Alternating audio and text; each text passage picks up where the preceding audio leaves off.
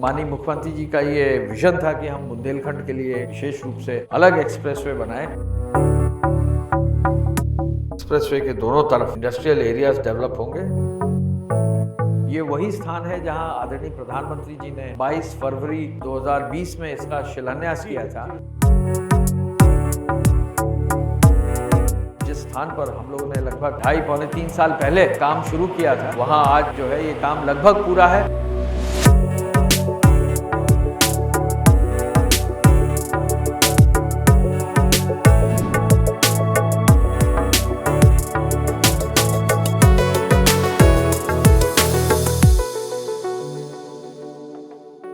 आप लोगों को वो इश्तिहार याद है जिसमें कुछ बुज़ुर्ग बैठे होते हैं चौपाल पे बरगद के नीचे, और एक शहरी तुर्रम खां टाइप का आदमी आता है और पूछता है, बाबूजी ये सड़क कहाँ जाती है? और फिर वो अपने अंदाज में जवाब देते हैं, कहीं नहीं जाती, हम तो 50 साल से देख रहे हैं।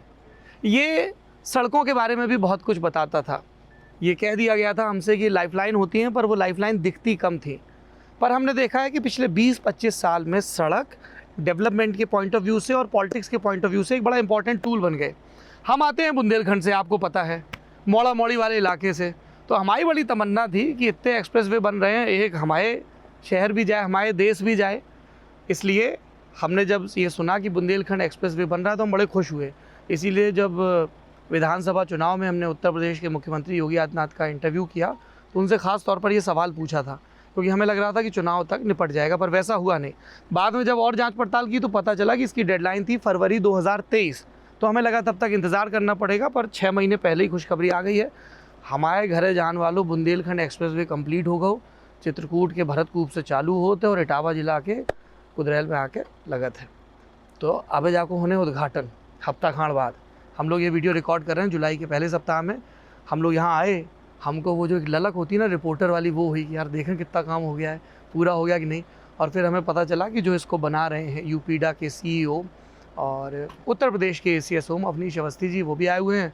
तो हमने उनसे कहा, आप सड़क बनवा रहे हो, हमारे घर सड़क जा रही है, दोनों लोग साथ में चलते हैं, सड़क के बारे में जान लेंगे और इसका इम्पैक्ट क्या होगा इकॉनमी के बारे में, उसके बारे में भी जान लेंगे। और इसलिए हम अपने निजी भार वाहन से आए हैं। उत्तर प्रदेश UP 92 नंबर की कार है और ये हैं यूपीडा के CEO अवनीश अवस्थी जी। सर बहुत बहुत स्वागत है आपका। जी नमस्कार। तो कैसे हैं? मैं एकदम ठीक हूँ। आप कानपुर में पढ़े हैं, मूल रूप से भी कानपुर के रहने वाले हैं। कानपुर को हम बुंदेलखंड वाले अपना बिल्कुल पड़ोसी और सगा, क्योंकि पढ़ाई के लिए हम लोग सब वहीं जाते हैं। जी, कानपुर के मैं IIT कानपुर से पढ़ा हूँ। हालांकि रहने वाला कानपुर का ही हूँ। वहाँ पनकी एक जगह है, हाँ जी, मसवानपुर हनुमान जी का बड़ा है, मशहूर मंदिर है। तो वहीं का आसपास के हमारे पुराने जो पुश्तैनी घर है वहीं पर था। लेकिन हमारे फादर और ग्रैंडफादर का घर आर्य नगर में था। अच्छा, अब तो खैर वो नहीं है, फादर भी हमारे चले गए, लेकिन कानपुर के हम मूलतः रहने वाले हैं। पढ़े जरूर अलग अलग जगहों पर हैं। हमारे फादर स्टील प्लांट में थे। मेरी रोडकला में उड़ीसा में जो है मेरी पैदाइश है।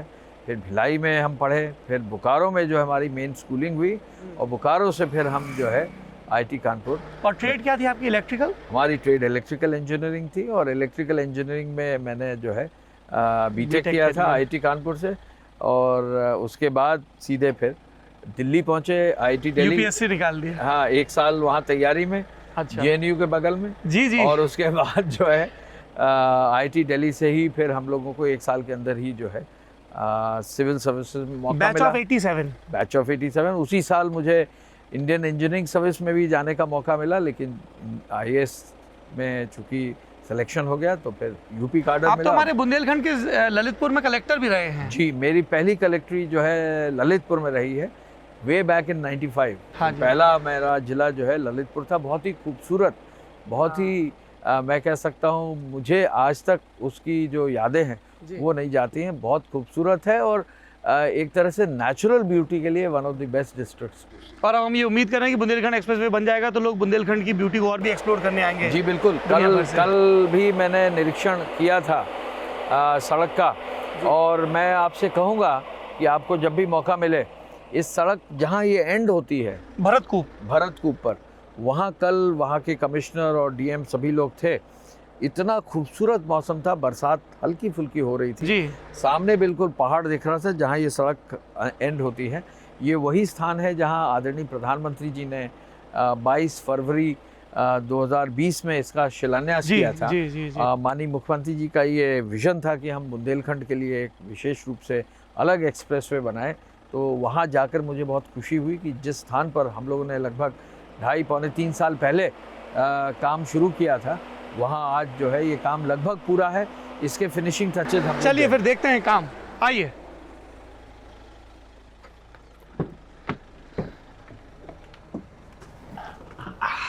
बैठिए, सीट बेल्ट लगा लें आप। तो क्या है कि हम सब लोगों पे ना बड़ी नजर रहती है, आप लोगों पे, हम लोगों पे, कि ये रात दिन बताते रहते हैं नियमों के पालन की बात, ये खुद कर रहे हैं पालन की नहीं। तो ये सर मतलब इनिशियल थॉट क्या था, मुख्यमंत्री जी ने आपको क्या ब्रीफिंग दी थी? देखिए, मुख्यमंत्री जी ये चाह रहे थे कि बुंदेलखंड के लिए विशेष रूप से अलग से एक सड़क बनवाई जाए। पूर्वांचल का काम पहले ही 2018 में शुरू हो गया था, जब पहली बार उन्होंने जो है झांसी का दौरा किया था।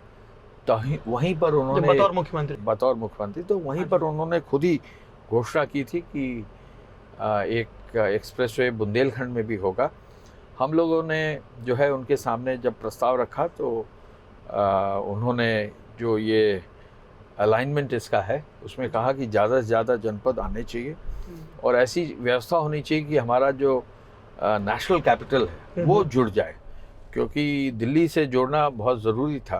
तो उसी कड़ी में जो है चित्रकूट से शुरू किया, बांदा के बगल से निकली, महोबा के उत्तर, हमीरपुर के दक्षिण, ठीक जालौन के आसपास, औरई के आसपास, मेरा होम डिस्ट्रिक्ट, आपका होम डिस्ट्रिक्ट, वहाँ से निकलकर फिर ये आगे बढ़ती हुए जो है औरैया इटावा से आगरा एक्सप्रेसवे जा रही। इसका एक बेसिक एडवांटेज ये है कि अगर चित्रकूट से आप चलें तो 6.5 घंटे में लगभग आप बड़े आराम से दिल्ली पहुंच सकते हैं। ये एक विशेष बात है, क्योंकि ये जो एक्सप्रेसवेज हैं ये इस प्रकार से बने हैं कि अगर आदमी निकले तो हवाई जहाज से जब तेज़ी से आदमी पहुंचता है, लेकिन अगर एक्सप्रेसवे से निकले तो उसका बहुत फ़र्क पड़ता है। अगर दिल्ली लखनऊ आप एक्सप्रेसवे से चलते हैं तो 5 घंटे में, 5.25 घंटे में पहुंच सकते हैं। तो उसी तरह से जो है चित्रकूट से अगर एक्सप्रेसवे से चलेंगे तो निश्चय ही जो है बहुत जल्दी आप दिल्ली तक पहुंच जाएंगे। ये एक इसका विशेष कारण है। अच्छा, कल मैं पूरे एक्सप्रेसवे का निरीक्षण करते हुए निकला हूँ, तो मुझे इस बात की खुशी है कि जब ये बनकर तैयार हो रहा है तो ये सबसे बैकवर्ड एरियाज़ के थ्रू जा रहा है। ये नींव बनेगा आगे इंडस्ट्रियल डेवलपमेंट का। जो यूपीडा है वो अकेले सड़क बनाने के लिए नहीं, वो इंडस्ट्रियल डेवलपमेंट के लिए वो मूलतः है। तो उसके तहत जो है इस एक्सप्रेसवे के दोनों तरफ इंडस्ट्रियल एरियाज डेवलप होंगे। उसका भी प्रस्ताव मुख्यमंत्री जी ने कहा बहुत जल्दी हमें अंतिम उसको जो है हमको उसका एक तरह से फाइनलाइजेशन करना है। वो भी प्रस्ताव हमारा बन गया है। इस साल 500 करोड़ रुपया केवल इंडस्ट्रियल डेवलपमेंट के लिए भी पहली बार रखा गया है अलॉन्ग द एक्सप्रेसवेज। हमारा उद्देश्य ये है कि इसको आगे बढ़ाएं। एक बिंदु और है सर, जब आदरणीय प्रधानमंत्री जी ने यूपी में जब इंडस्ट्रियल यहाँ पर पूरा जो है कॉन्फ्रेंस हुआ था और यहाँ पर इंडस्ट्री रिलेटेड पूरा जो कार्यक्रम हुआ था, तो पहली बार उन्होंने डिफेंस कॉरिडोर की भी घोषणा, हाँ मैं वही पूछने वाला था कि उससे कैसे कनेक्ट होगा ये। तो 2 डिफेंस कॉरिडोर की घोषणा की थी उन्होंने, एक यूपी में और एक तमिलनाडु में जी। तो यूपी के डिफेंस कॉरिडोर को उन्होंने खुद ही 6 नोड्स के लिए जो है घोषणा में ही उन्होंने जिक्र उन शहरों का किया था। तो झांसी है, चित्रकूट है, लखनऊ है, कानपुर है, आगरा है, इस तरह से जो है अलीगढ़ है। इस तरह से जो नोड्स को डेवलप करने के लिए उन्होंने निर्देश दिए थे, उसमें झांसी के नोड को हम लोग जो है यहाँ इस एक्सप्रेसवे से जोड़ेंगे आगे आने अच्छा, एक कनेक्टिंग होगा वो जी। उससे फ़ायदा ये होगा कि झांसी के एरिया के लोगों को भी आने में यहाँ पर विशेष लाभ मिलेगा। अच्छा सर, इस चीज़ को लेकर बड़ी बात हो रही थी कि इसमें जो मटेरियल यूज़ हो रहा है, मैं एक रिपोर्ट पढ़ रहा था, हमारे साथी ने इंडिया टुडे मैगजीन में की थी वो रिपोर्ट, आशीष ने, तो वो बिटमन दूसरे तरह का है, वो क्या है? देखिए, हम लोग इसमें जो है अपग्रेडेड वैरायटी जो है BG40 का जो है बिटुमेन यूज़ कर रहे हैं वो इस वजह से यूज़ कर रहे हैं कि उसकी स्टेइंग कैपेसिटी ज़्यादा होती है। स्टेइंग कैपेसिटी, हाँ, थोड़ा और आप अगर इसको आसान भाषा में बता साथ ही साथ बिटुमेन में जो है अब इस बिटुमेन में हम लोग एक नई टेक्नोलॉजी का इस्तेमाल कर रहे हैं। जो प्लास्टिक वेस्ट होता है उसको भी इसमें बिटुमेन में ऐड किया जाता है। तो बहुत सारा वेस्ट जो है जो एक तरह से उसमें काफ़ी जो है उसमें रिसाइक्लेबल होता है, उस चीज़ को जो है अब केंद्र सरकार ने नियम बनाए हैं, उस नियम के तहत हम लोग ने उस बिटुमेन को यूज़ किया है जिसमें इस प्रकार के प्लास्टिक वेस्ट को जो है रिसाइकिल करके उसको रीप्रोसेस करके आगे बढ़ाया जाए। अच्छा, एक सर चीज़ बताइए, थोड़ा पत्रकार हूँ तो वो आ ही जाता है। हम लोग देखते हैं बहुत सारी, जैसे प्रधान जी ने सड़कें बनवाई, विधायक जी ने सड़कें बनवाई, और वो कभी एक बारिश कभी 4 बारिश में उखड़ जाती हैं। ये तो एक्सप्रेस वे है, इस पे हाई स्पीड में गाड़ियाँ आएंगी बढ़िया बढ़िया, तो इस चीज़ को आप लोग कैसे इंश्योर करते हैं कि जो कंस्ट्रक्शन क्वालिटी है वो दुरुस्त हो? देखिए 3 तरह से कंस्ट्रक्शन क्वालिटी को दुरुस्त किया जाता है। एक तो इनको 5 साल का हम लोग कॉन्ट्रैक्ट में ही पार्ट होता है कि 5 साल तक वो खुद मेंटेन करेंगे। अच्छा, तो अभी तो ये जस्ट अभी फाइनल हो रही है सड़क जी। तो जब फाइनल होगी तो इसका मेंटेनेंस फेज भी आएगा। और मेंटेनेंस फेज जब आएगा तो इसमें 5 साल तक ये लोग इसको मेंटेन करेंगे। दूसरा, हम थर्ड पार्टी इसका वो भी करते हैं, ऑडिट कराते हैं। हमारे लिए इस सड़क का ऑडिट राइट्स जो भारत सरकार की कंपनी है उसके माध्यम से हम इसका ऑडिट कराते हैं। तो एक एक इसका मटेरियल, एक एक कंस्ट्रक्शन क्वालिटी चेक होती है, लैब्स में जाके चेक की जाती है, और फिर चेक करने के बाद पास जब होता है मटेरियल अलाउ होता है। और यदि किसी चीज़ का कंस्ट्रक्शन हो जाता है जिसमें कि मटेरियल एज पर नॉर्म नहीं है तो उसको फिर से जो है बनाना पड़ता है और नए सिरे से उसको तैयार करना पड़ता है। तो कुछ रेगुलर ऑडिट्स हैं और फिर एक राइट्स का ऑडिट है। हाँ, कुछ रेगुलर ऑडिट्स अपने हमारे जो इंडिपेंडेंट इंजीनियर जो इसको मॉनिटर करके बनाते हैं वो ऑडिट करते हैं, और फिर राइट्स की थर्ड पार्टी ऑडिट होती है। अच्छा जी, ये बताइए कि हम लोग जब भी ये नया ग्रीनफील्ड एक्सप्रेसवे है, मतलब बहुत सारी जमीन अधिग्रहित की गई होगी जी, और जमीन अधिग्रहण बोलते हुए एक पॉलिटिकल मसला बन जा रहा है, साहब अब तो बवाल होगा। देखिए आगे मोर बैठा है। हाँ जी, हाँ जी, हाँ जी, जी हाँ। तो जमीन अधिग्रहण का क्या फॉर्मूला बना? हमने आगरा लखनऊ एक्सप्रेसवे में भी देखा, हाँ, और उसके बाद भी कितना खूबसूरत है जी। ऐसा है, जमीन अधिग्रहण का बहुत सिंपल नियम अब राज्य सरकार फॉलो कर रही है जी। ये मुख्यमंत्री जी का मार्गदर्शन है कि कहीं भी किसी भी किसान को कोई कठिनाई ना आए। तो जो एक नियम है कि हम 4 गुने पर जमीन खरीदते हैं, तो लगभग 2200 करोड़ रुपए की जमीन जो है इस सड़क को बनाने में खरीदी गई है। किसानों को बांटा गया है। 4 गुना उनको जो है अपने जो भी यहाँ का सर्कल रेट था उसका 4 गुना जो है रेट उनको दिया गया है। अच्छा, और इसमें हम आपको इतना जरूर बता सकते हैं, इस पूरी सड़क में कहीं भी कहीं मामला विवाद किसी न्यायालय में नहीं है। और आज की तारीख में एक भी ऐसा किसान नहीं है जिसको कि भुगतान न किया गया, एक भी। और भुगतान का क्या सिस्टम रहता है? क्योंकि हम लोग पहले कई बार सुनते थे कि बीच में बिचौलिए आ गए। देखिए भुगतान का सिस्टम भी आज बहुत सामान्य सा स्ट्रेट फॉरवर्ड सिस्टम है।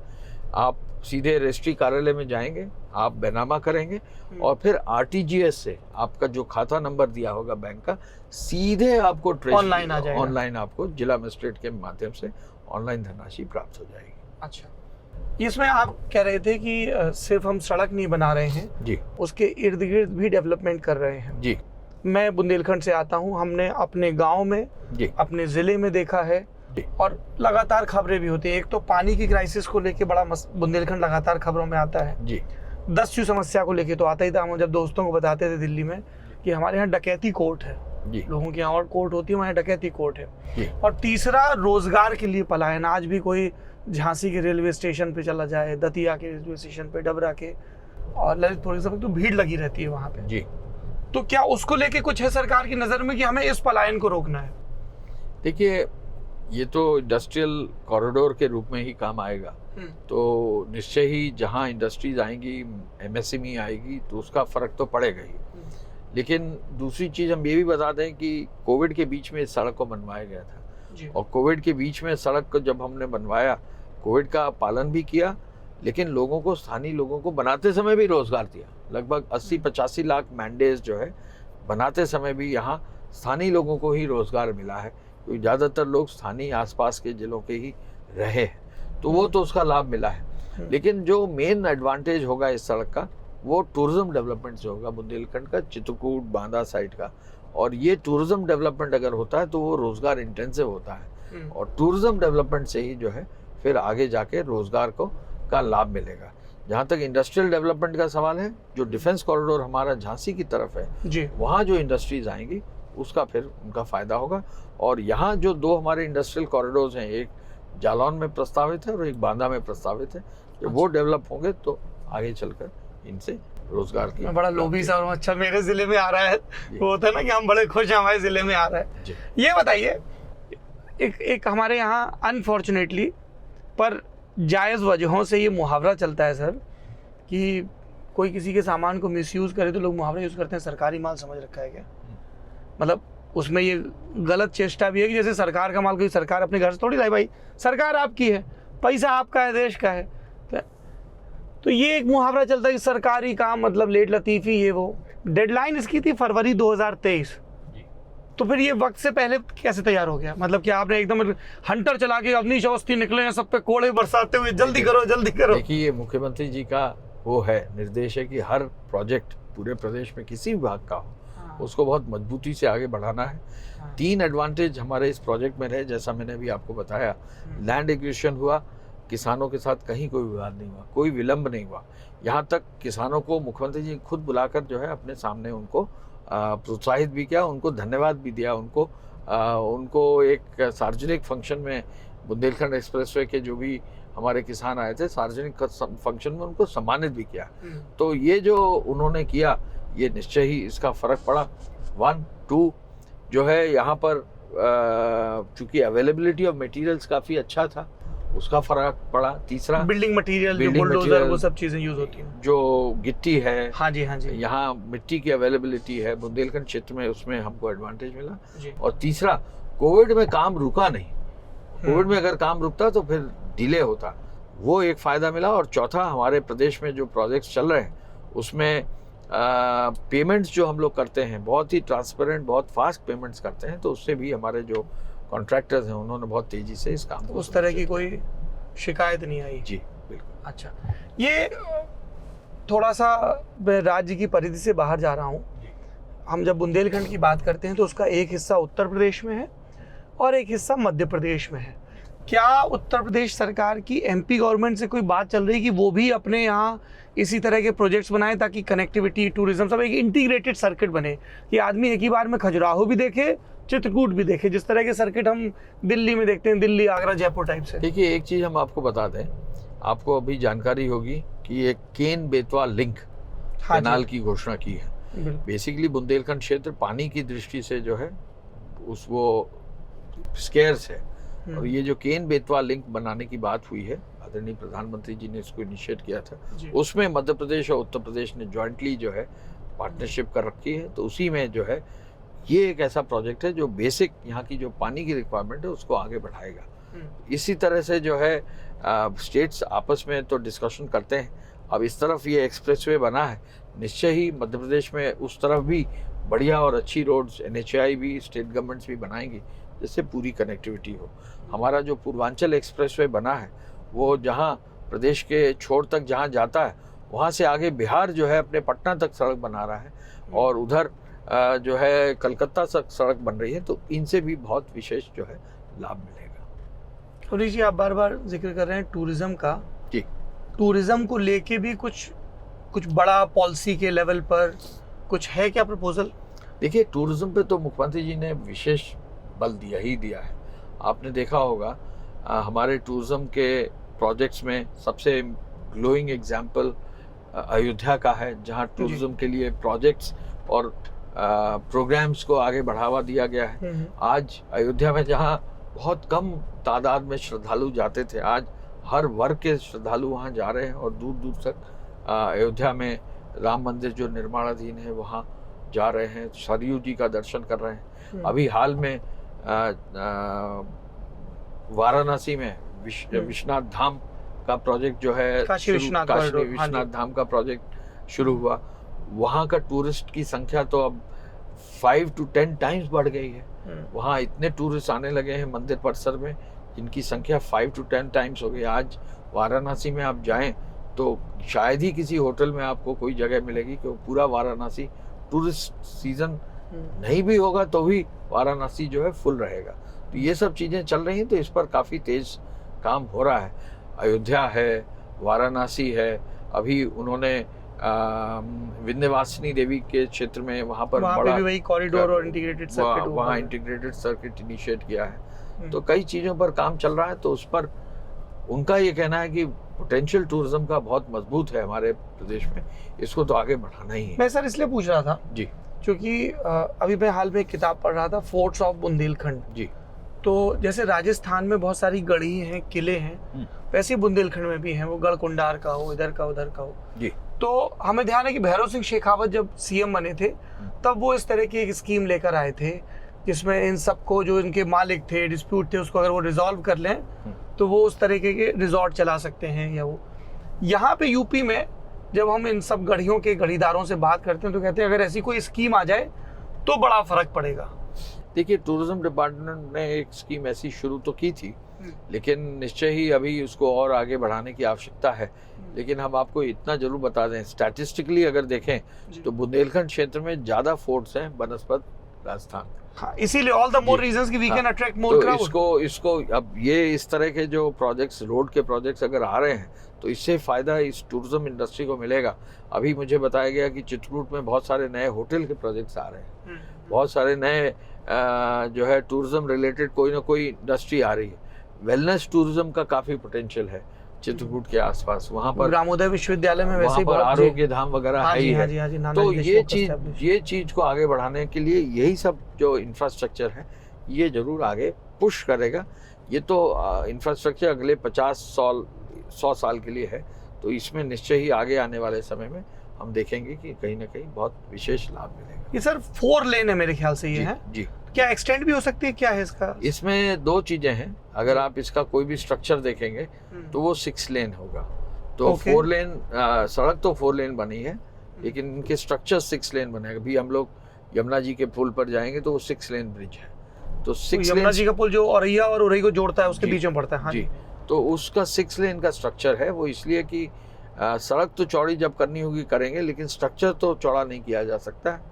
तो इसलिए स्ट्रक्चर पहले से 6 लेन के बने हैं और सड़क 4 लेन की बनी। जब जरूरत पड़ेगी तो इसको 6 लेन की जा सकती है। इसके जमीन भी वैसी अधिग्रहित की गई, दोनों तरफ जमीन भी वैसी अधिग्रहित की गई। अच्छा, एक जब भी डेवलपमेंटल प्रोजेक्ट्स होते हैं जी, तो एक बड़ा, जैसे अभी महाराष्ट्र में इतना पॉलिटिकल टर्मोइल आया तो उसके बाद जो सबसे बड़ा इशू आया कि साहब आरे के जो जंगल हैं जी, वो मेट्रो शेड के लिए काटे जाएंगे कि नहीं काटे जाएंगे। सारे पर्यावरण विद ये कहते हैं कि भाई आप डेवलपमेंट कर रहे हो, अच्छी बात है, पर उसके चक्कर में आप पेड़ों की बड़ी कटाई करते हैं। आई एम श्योर जब ये सड़क बनी होगी, जमीन अधिग्रहित की होगी, तो इसमें भी बहुत पेड़ कटे होंगे। तो उसके लिए फिर क्या सॉल्यूशन दिया गया? इस सड़क के बनने में हम लोग ने फॉरेस्ट अवॉइड करके, कहीं भी फॉरेस्ट लैंड, बहुत ही रेयर कहीं कुछ एरिया रहा होगा जहाँ फॉरेस्ट रहा होगा, फॉरेस्ट को अवॉइड करके सड़क को बनाया है। आप देखेंगे कहीं भी आपको फॉरेस्ट एरिया कहीं मिलेगा नहीं। तो हम लोग ने अलाइनमेंट ऐसा चूज किया है कि फॉरेस्ट एरिया या फिर कोई सैंक्चुरी कोई भी आसपास ना हो, जिससे कि हमको कोई प्रतिबंधित क्षेत्र में सड़क बनाने की आवश्यकता न पड़े। ओके जी। इसके अलावा भी कोई वृक्ष, जैसे बीच की ये जो पट्टी है, ग्रीन बेल्ट जिसको हम बोलते हैं, जो है पेड़ लगेंगे। अभी इस बार गर्मी ज्यादा थी तो अभी पेड़ कुछ तो लगाए हैं, लेकिन अभी फिर से जो है जब वर्षा ऋतु आएगी तो इन पेड़ों को और मजबूत किया जाएगा। 5 तारीख को आपने देखा कि मुख्यमंत्री जी जो है अभी चित्रकूट ही जाकर जो है वृक्षारोपण का बृहद कार्यक्रम शुरू करेंगे पूरे प्रदेश के लिए। उस दिन हम लोग यहाँ अपने एक्सप्रेस वे पर भी पेड़ लगाएंगे। आगे इस रेनी सीजन में पेड़ जितने लगने हैं, मीडियन पे और एवेन्यू पे, दोनों तरफ इनको लगवाएंगे। अच्छा सर, एक बड़ी लोगों में ये क्यूरियोसिटी होती है जी। हमारे कई ऐसे जो लोग थे, हमने कहा साहब ये बड़े पैसे वाले हो गए, बोले ये जमीन का काम करते थे। तो हमने कहा ये कैसे करते हैं जमीन का काम? बोले इन लोगों को पहले से पता होता है, 20 साल 30 साल से करते आ रहे हैं कि यहाँ बड़ा प्रोजेक्ट आ रहा है, ये वो। फिर हम लोग जब हिस्ट्री पढ़ते हैं, हिस्ट्री के स्टूडेंट रहे, तो रेड क्लिफ लाइन के बारे में बार बार पढ़ते हैं। ये आए वकील साहब ऐसी लकीर खींच के चले गए, इतना बुरा विभाजन किया, ये सब बातें होती हैं। आप लोग ये कैसे डिसाइड करते हैं कि ये जो मैं एक्सप्रेसवे बना रहा हूँ ये इस पॉइंट से जाएगा, यहाँ तक गुजरेगा? किस तरह के सर्वे होते हैं, कैसे वो फाइनल ड्रॉ होता है और कौन कौन से फैक्टर्स होते हैं? आज की तारीख में तो टेक्नोलॉजी अवेलेबल है जी, और इसमें जो है बाकायदा जो है जीपीएस यूज करके मैप्स यूज किए जाते हैं। ओके। उनको ये बताया जाता है जैसे चित्रकूट से पहुंचना है आगरा एक्सप्रेसवे, तो अगर चित्रकूट से आगरा एक्सप्रेसवे पहुंचना है तो वो पूरी लाइन ड्रॉ करके एक बार एक टेंटेटिव फीजिबिलिटी देखते हैं कि कोई आबादी नहीं हो, कोई ऐसी आबादी वाला एरिया कम से कम पड़े, क्योंकि आबादी अगर होगी तो डिस्प्लेसमेंट बढ़ेगा, रीसेटलमेंट होगा। इस पूरी रोड पर कोई आबादी नहीं पड़ी।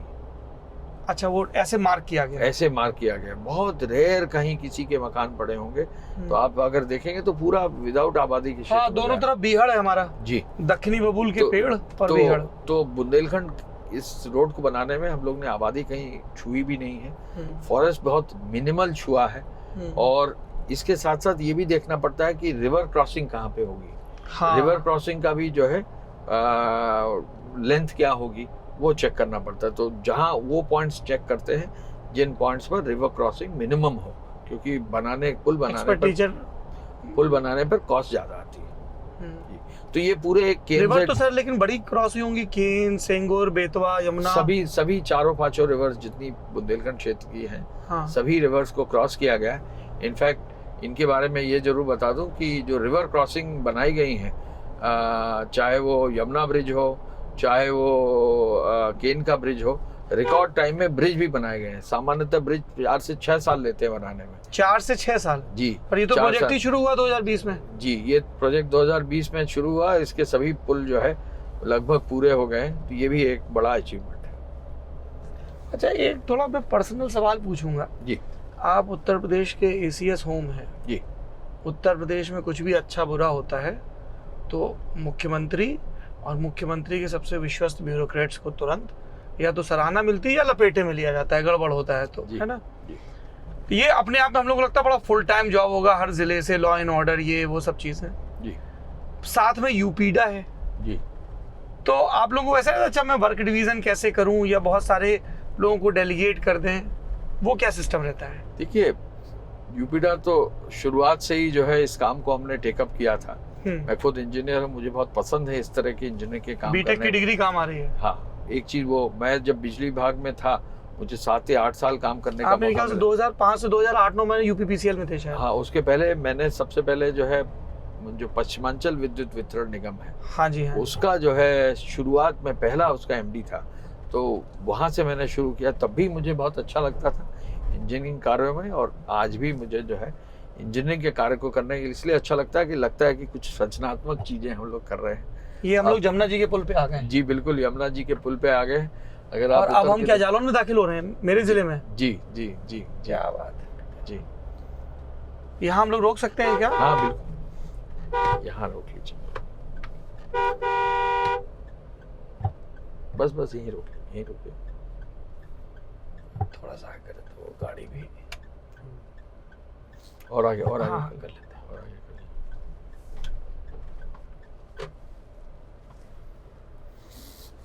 हैं। ये जरा पुल देख लें। यमुना जी को लेके हम लोग अतिरिक्त भावुक रहते हैं।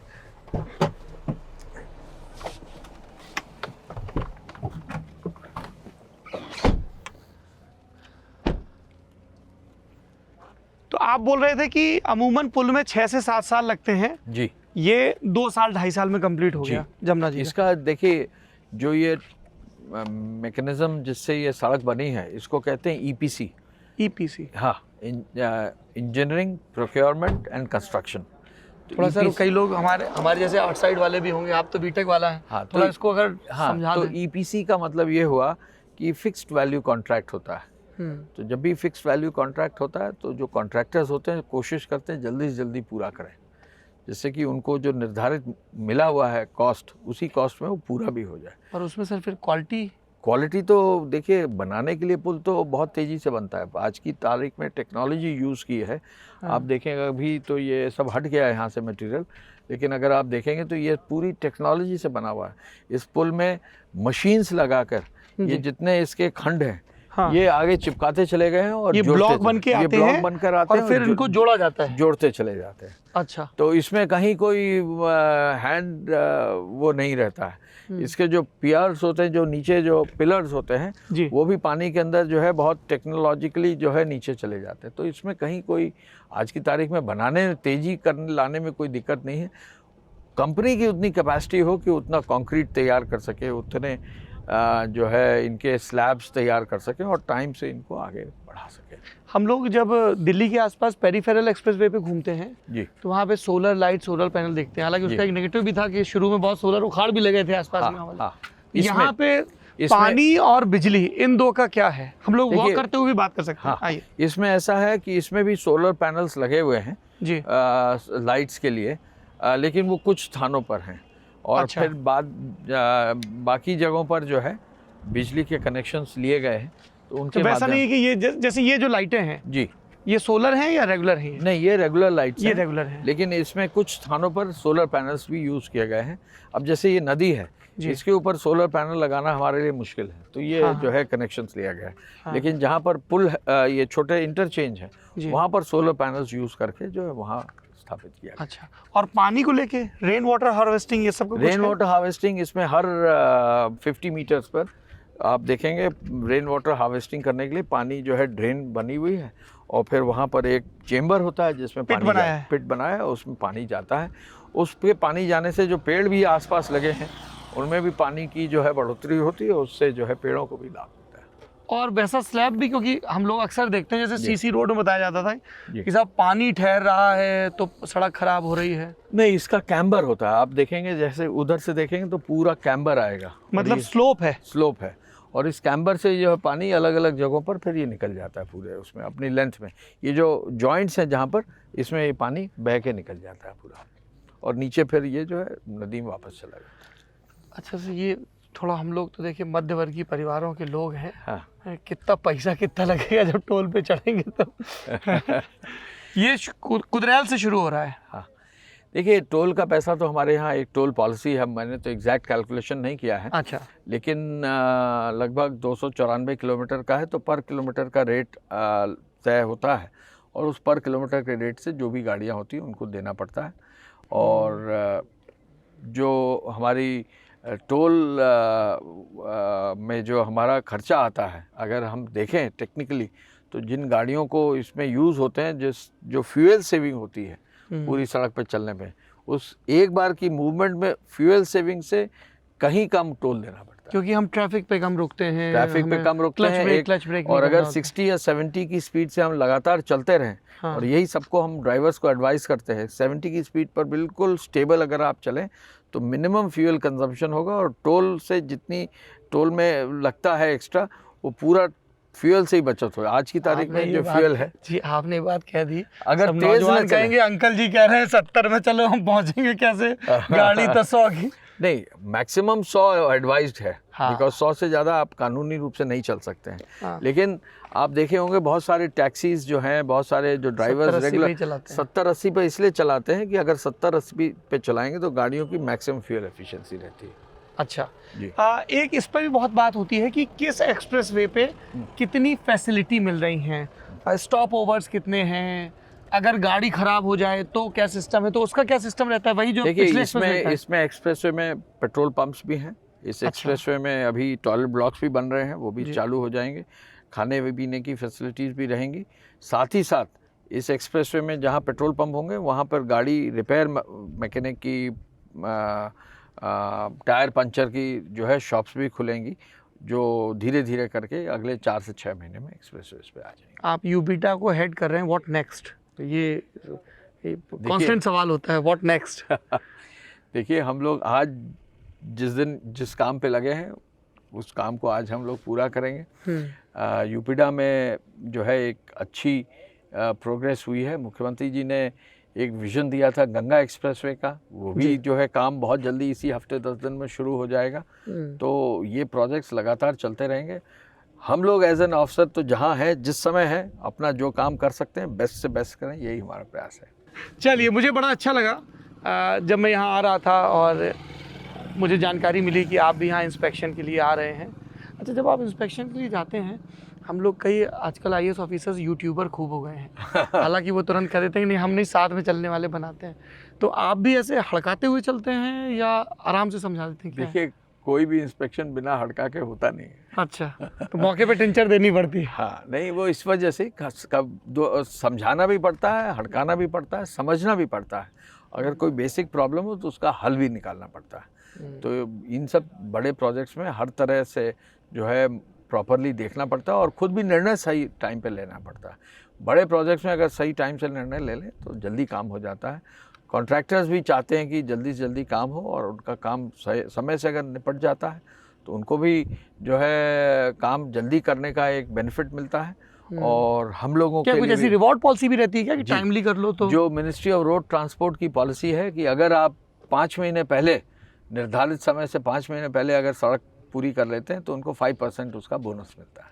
अच्छा, वो वहाँ NHAI की जो पॉलिसी है वो यहाँ भी लागू वो होती है? हमारे यहाँ भी लागू है। तो इस वजह से बहुत सारे कॉन्ट्रैक्टर्स कोशिश यही करते हैं जो बड़े हैं कि जल्दी से जल्दी काम पूरा करें। वो भी अपने प्रोजेक्ट को कंप्लीट करने में फ़ायदा उनको ये रहेगा कि जो मशीन्स और जो इक्विपमेंट लगाए हैं वो मिनिमम टाइम में उसका यूज़ हो और मैक्सिमम उनका मौके पर यूज़ हो जाए। तो इसका भी फ़ायदा उनको मिलता है। सर, एक तो जैसे हम लोग कई सरकारों में पूछते हैं लोगों से, तो कहते साहब पैसा नहीं बचता है, तनख्वाह देने में पैसा, इसमें मैं कैलकुलेशन देख रहा था लगभग 15,500 करोड़ रुपए जी लगे हैं इसको बनने में। देखिए, इसको लगने में करीब 15,000 करोड़ लगे हैं। 14,500 से 15,500 करोड़ लगे हैं। 2,200 करोड़ रुपए लैंड पे लगा है। लेकिन एक चीज़ अच्छी ये है कि इस सड़क का जब बिड किया गया तो -12% पर बिड किया गया। मतलब ये -12% मतलब यानी इसकी लगभग 10,000 करोड़ की सिविल कॉस्ट थी और -12% जो बिड आई है, इसका मतलब 1200-1300 करोड़ रुपया जो है कम जो है इसमें बचत की गई है इसकी बिडिंग में ही। तो इसका भी फ़ायदा जो है इस प्रोजेक्ट को मिला है और प्रदेश को मिला है। तो सरकार को कुछ लोन भी लेना पड़ा बैंक वगैरह से? ये प्रोजेक्ट्स ही हम लोग जो है 70-30 के प्रोजेक्ट्स पर चलाते हैं। 70% लोन होता है, 30% स्टेट गवर्नमेंट का होता है। अच्छा। तो जो लोन होता है उसकी कुछ भरपाई टोल से होती है, बाकी फिर सरकार उसकी भरपाई करती है। चलिए, 12 जुलाई को उद्घाटन है। 12 जुलाई को टेंटेटिव उद्घाटन है, उसकी हम लोग तैयारी कर रहे हैं। तो फिनिशिंग टचेस दे रहे प्रधानमंत्री जी आ रहे हैं। हाँ, तो उसी फिनिशिंग टचेस के लिए हम लोग जोर शोर से लगे हुए हैं। कहाँ पे होगा उद्घाटन ये जालौन में होगा, आप ही के शहर में होगा। बढ़िया है। मैं आई जेन्युइनली, आप देख सकते होंगे कि मैं यूजुअली जब बात करता हूँ तो थोड़ा आपको रहता है कि आप स्टिफ से रहें, पर मैं बहुत खुश हूँ कि बुंदेलखंड, अच्छा बुंदेलखंड से हो, तुम्हारे यहाँ तो डकैत होते हैं, अच्छा बुंदेलखंड से हो, हाँ रानी लक्ष्मी, मतलब रेफरेंस बड़े लिमिटेड थे। बुंदेलखंड में एक भी डकैत नहीं है। हाँ, पिछले 5 साल में यूपी पुलिस ने इंश्योर कर लिया कि एक भी डकैत अब बुंदेलखंड में बचा नहीं। हाँ, मुझे STF में जो ADG हैं अमिताभ यश जी, उनसे बात हो रही थी, तो पिछले साल शायद आखिरी डकैत मारा गया। जी बिल्कुल।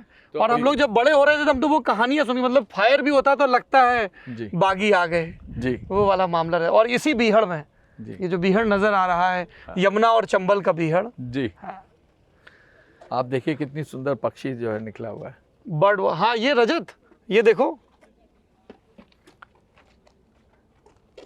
वो तो बर्ड वॉचिंग वाले लोग खूब आ सकते हैं यहाँ पे। हाँ, यहाँ इस सड़क पर जो है हमारी एक दोस्त नहीं, वो तो बड़ा बर्ड वॉचिंग के लिए पता नहीं कहाँ कल जब इंस्पेक्शन कर रहा था तो नई जनरेशन के लड़के इस सड़क पर मोटरसाइकिल पे, गाड़ियों पर खूब घूमते हुए एज ए टूरिस्ट भी दिखाई दे रहे हैं। उनने पहले ही उद्घाटन कर दिया, बोले प्रधानमंत्री जी आएंगे, जब तक बन रही हम देख लें। ये सब लोकल इंस्पेक्शन चल रहा है। जी।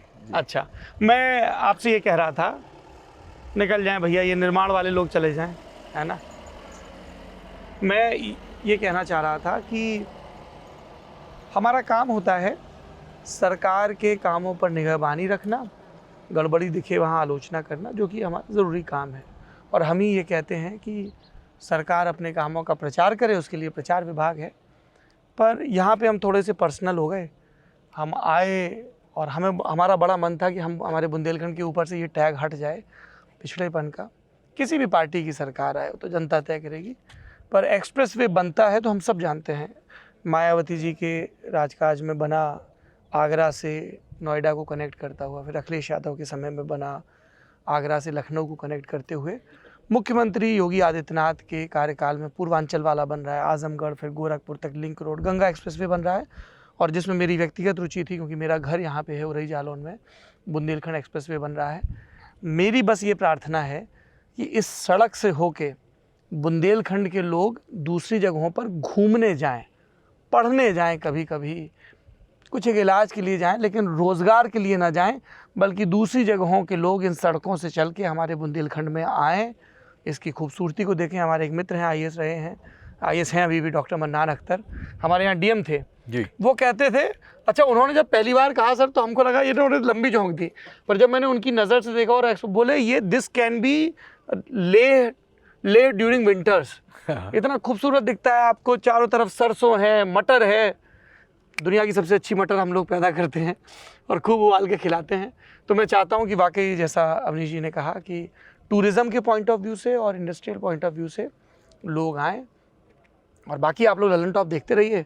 हम सरकार पर नज़र बनाए रखेंगे और जो अच्छे काम हैं उनकी भी खबर आप तक पहुंचाते रहेंगे। अवनीश अवस्थी जी बहुत बहुत शुक्रिया, बहुत व्यस्त हैं, प्रदेश की ब्यूरोक्रेसी को आप संभाल रहे हैं। आज आपसे मुलाकात मैं जब मुझे पता, मैंने कहा भाई ये कौन आए हुए हैं, तो बोले भाई फलाने साहब आए हुए हैं इंस्पेक्शन के। हमने कहा चलिए फलाने साहब से पूछ लेते हैं। Thank you so much, it was a pleasure, thank you. देखते रहिए ललन टॉप, और हम भी खबरों के एक्सप्रेस वे पर ऐसे ही दौड़ते रहेंगे। शुक्रिया।